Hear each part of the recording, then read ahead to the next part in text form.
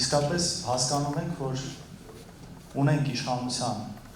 այն մարդուն, այն ուժին, որը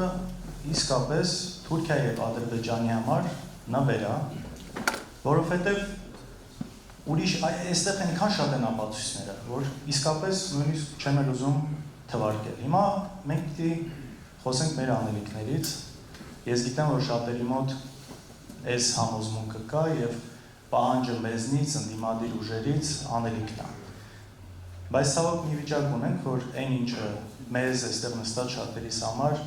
կարող է շատ պարզ է թվում, ամեն դեպքում շատ տեղեր կան, որ այս ամեն ինչի գիտակցումը մինչև վերջ դեռ չկա։ Տեսեք, մենք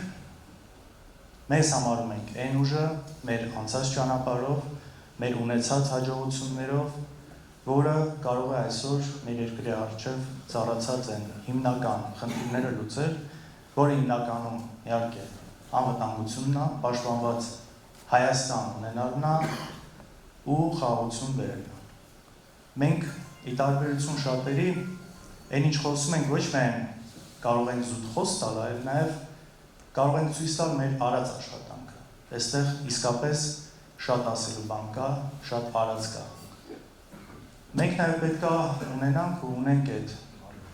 խիզախությունը ու համարձակությունը նաև ընդունելու նախկին սխալները, թե մեր սեփական, թե ուրիշների գործած սխալների վրա հետևություններ անելու։ Ես գիտեմ, որ օրինակ հատկապես մարզերում, գյուղերում, այսպես նախկին բարքեր կոչվածը տեղում շատ ժամանակ ինչ որ այսպես իշխանիկների կամ կերպարների սենց ամենաթողության ինչ որ զգացողություն ունենալն է, երբ որ ոտքերը մի քիչ գետնից կտրվում է ու սկսում են իրենց բաներ թույլ տալ, որը ի վերջո անդրադառնում է այդ ժամանակվա գործող իշխանության վրա, որը սուբյեկտիվ, օբյեկտիվ պատճառներով ինչ որ լուծումներ չի ստացել։ Ես ուզում եմ հստակ իմանաք բոլորդ, որ այս ամեն ինչը հետագայում չի կարող բնականաբար լինել ու սա շատ պետք է պարզ լինի նաև բոլորի համար, ովքեր ունեն ինչ որ ակնկալիքներ, այդ ամեն ինչը ուղղակի չի կարող լինել։ Տնտեսության հետ կապված մենք այն ուժն ենք, որը կարող է ապահովել կայուն զարգացում տնտեսության մեջ։ Մենք այն ուժն ենք, որ կարող է ապահովել կայուն զարգացում գյուղատնտեսության ոլորտում եւ այսպես բոլոր ոլորտներում, բայց մենք մեկ ամսվա մեջ կներկայացնանք արդեն մեր կոնկրետ ծրագրով, կոնկրետ առաջարկներով եւ բացի այն հիմնական խնդիրները, անվտանգություն, արտաքին քաղաքականություն, ես նաեւ ուզում եմ եւ այդպես կլինի, որ ամեն գյուղի բնակիչը կլինի, չգիտեմ, Հայկավանը, Մրգաշատը, մյուս գյուղերը, որ ամեն գյուղացի հասկանա մեզ ընտրելով իր կյանքում ինչ է փոխվելու, այսինքն բացի գլոբալ հարցերից։ Եվ սա փորձելու ենք մաքսիմալ մատչելի, հասանելի ձևով, նաև ձեզ լսելով,